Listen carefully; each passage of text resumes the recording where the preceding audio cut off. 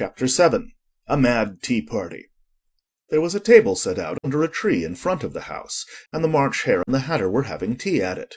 A dormouse was sitting between them, fast asleep, and the other two were using it as a cushion, resting their elbows on it, and talking over its head. Very uncomfortable for the dormouse, thought Alice. Only, as it's asleep, I suppose it doesn't mind. The table was a large one, but the three were all crowded together at one corner of it. No room! No room! They cried out when they saw Alice coming. There's plenty of room, said Alice indignantly, and she sat down in a large armchair at one end of the table. Have some wine, the March Hare said, in an encouraging tone. Alice looked all round the table, but there was nothing on it but tea. I don't see any wine, she remarked. There isn't any, said the March Hare. Then it wasn't very civil of you to offer it, said Alice angrily. It wasn't very civil of you to sit down without being invited, said the March Hare. I didn't know it was your table, said Alice. It's laid for a great many more than 3. Your hair wants cutting, said the Hatter. He had been looking at Alice for some time with great curiosity, and this was his first speech. You should learn not to make personal remarks, Alice said with some severity. It's very rude. The Hatter opened his eyes very wide on hearing this, but all he said was, Why is a raven like a writing desk? Come, we shall have some fun now, thought Alice. I'm glad they've begun asking riddles. I believe I can guess that, she added aloud. Do you mean that you think you can find out the answer to it? said the March Hare. Exactly so, said Alice. Then you should say what you mean, the March Hare went on. I do, Alice hastily replied. At least I mean what I say. That's the same thing, you know. Not the same thing a bit, said the Hatter. You might just as well say that I see what I eat is the same thing as I eat what I see. You might just as well say, added the March Hare, that I like what I get is the same thing as I get what I like. You might just as well say, added the Dormouse, who seemed to be talking in his sleep, that I breathe when I sleep is the same thing as I sleep when I breathe. It is the same thing with you, said the Hatter, and here the conversation dropped, and the party sat silent for a minute, while Alice thought over all she could remember about ravens and writing desks, which wasn't much. The Hatter was the first to break the silence. What day of the month is it? he said, turning to Alice. He had taken his watch out of his pocket, and was looking at it uneasily, shaking it every now and then and holding it to his ear. Alice considered a little, and then said, The 4th. 2 days wrong, sighed the Hatter. I told you butter wouldn't suit the works, he added, looking angrily at the March Hare. It was the best butter, the March Hare meekly replied. Yes, but some crumbs must have got in as well. The Hatter grumbled. You shouldn't have put it in with the bread knife. The March Hare took the watch and looked at it gloomily. Then he dipped it into his cup of tea and looked at it again, but he could think of nothing better to say than his first remark. It was the best butter, you know. Alice had been looking over his shoulder with some curiosity. What a funny watch, she remarked. It tells the day of the month and doesn't tell what o'clock it is. Why should it? Muttered the Hatter. Does your watch tell you what year it is? Of course not, Alice replied very readily. But that's because it stays the same year for such a long time together. Which is just the case with mine, said the Hatter. Alice felt dreadfully puzzled. The Hatter's remark seemed to have no sort of meaning in it, and yet it was certainly English. I don't quite understand you, she said, as politely as she could.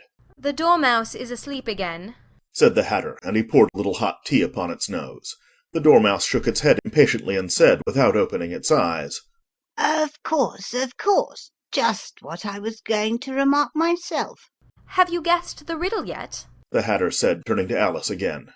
No, I give it up, Alice replied. What's the answer?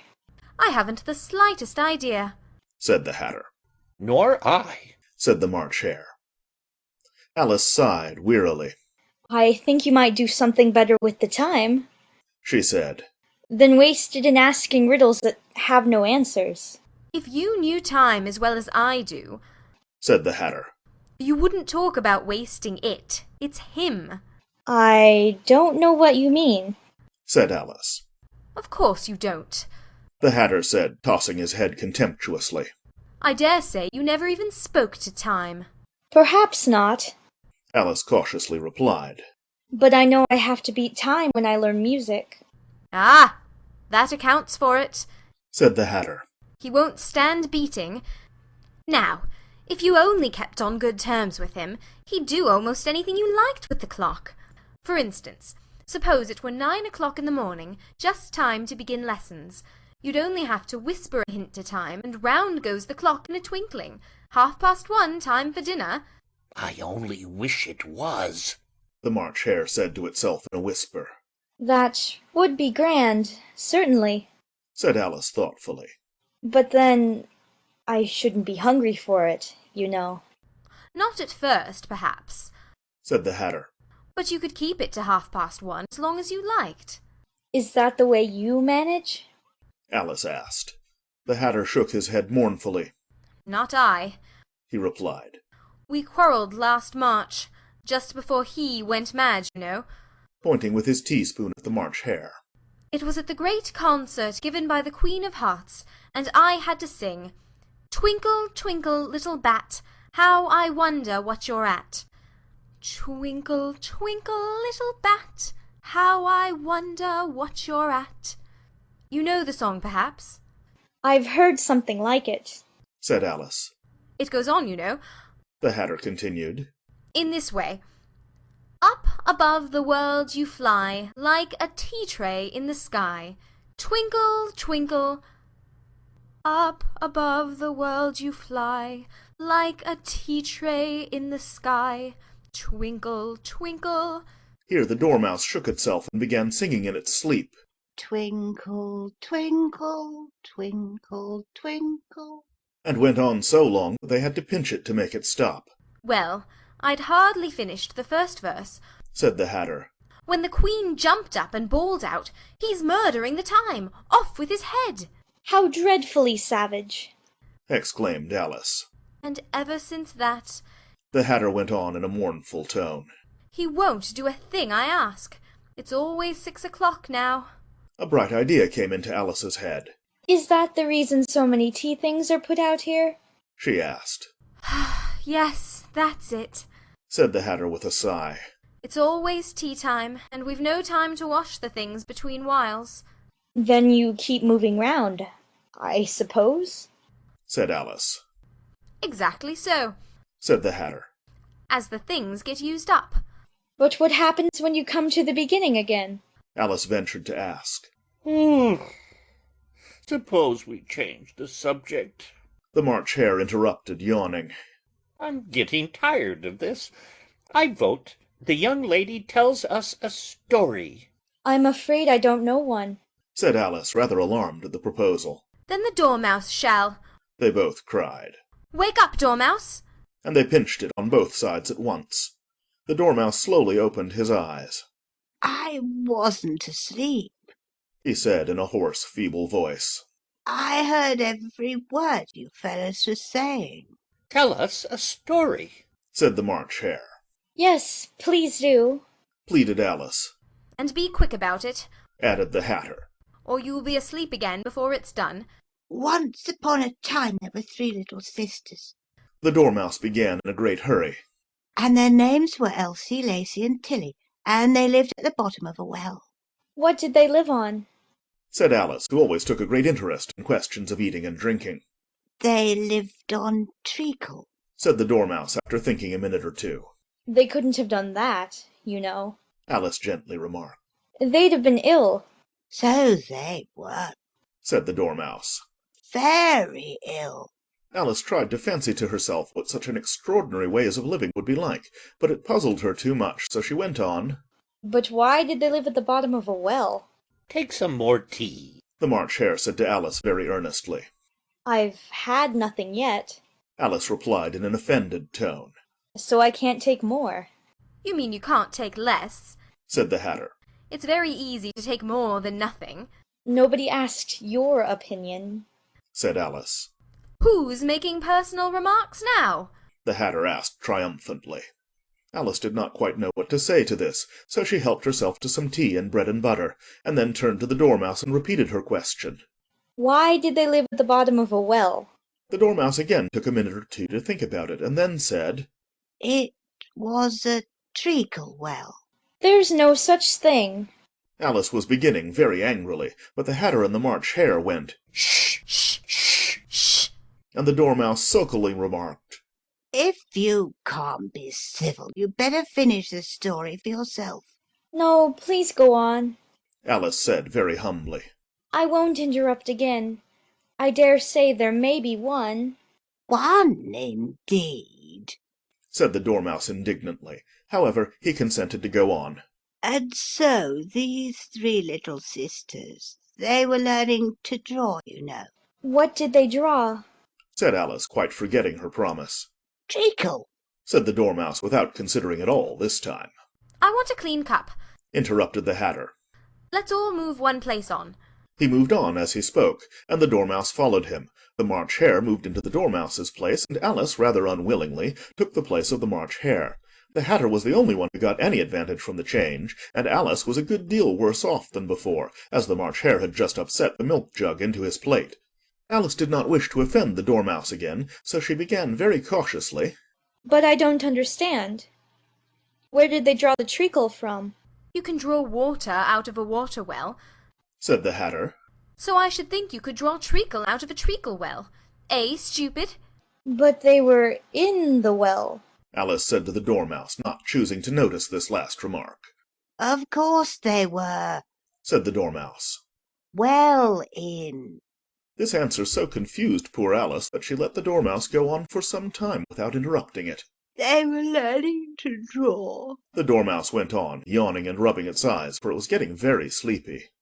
And they drew all manner of things. Everything that begins with an M. Why with an M? Said Alice. Why not? Said the March Hare. Alice was silent. The Dormouse had closed its eyes by this time, and was going off into a doze. But, on being pinched by the Hatter, it woke up again with a little shriek, and went on. That begins with an M, such as mousetraps and the moon, and memory and muchness. You know you say things are much of a muchness. Did you ever see such a thing as a drawing of a muchness? Really? Now you ask me. Said Alice, very much confused. I don't think. Then you shouldn't talk. Said the Hatter. This piece of rudeness was more than Alice could bear. She got up in great disgust and walked off. The Dormouse fell asleep instantly, and neither of the others took the least notice of her going, though she looked back once or twice, half hoping that they would call after her. The last time she saw them, they were trying to put the Dormouse into the teapot. At any rate, I'll never go there again. Said Alice, as she picked her way through the wood. It's the stupidest tea party I ever was at in all my life. Just as she said this, she noticed that one of the trees had a door leading right into it. That's very curious. She thought. But everything's curious today. I think I may as well go in at once. And in she went. Once more she found herself in the long hall, and close to the little glass table. Now, I'll manage better this time, She said to herself, and began by taking the little golden key and unlocking the door that led into the garden. Then she went to work nibbling at the mushroom, she had kept a piece of it in her pocket, till she was about a foot high. Then she walked down the little passage.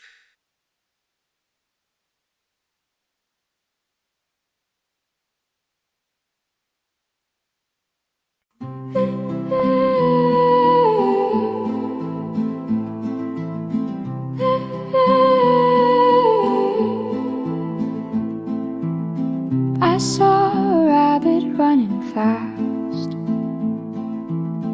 with a little coat and a golden glass. He said I'm late and ran away, so I followed him without delay. Down, down, down the rabbit hole, into a land I can't control. Up is down and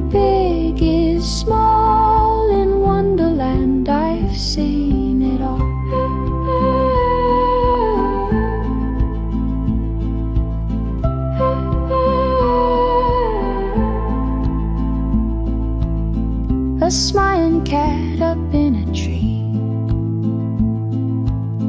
He disappeared and laughed at me. A hatter poured me tea with flair at a party with no room to spare.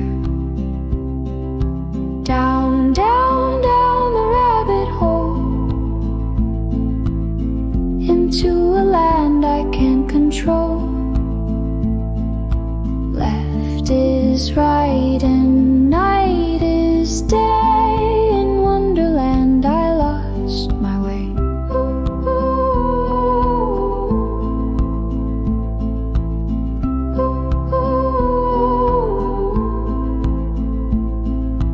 Cards that walk and flowers that talk, a queen who shouts off with her head.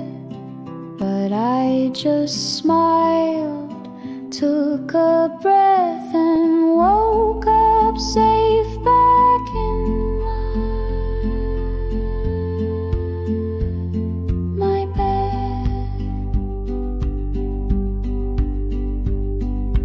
Down, down, down the rabbit hole. Dreams can take a heavy toll, but if you're brave and you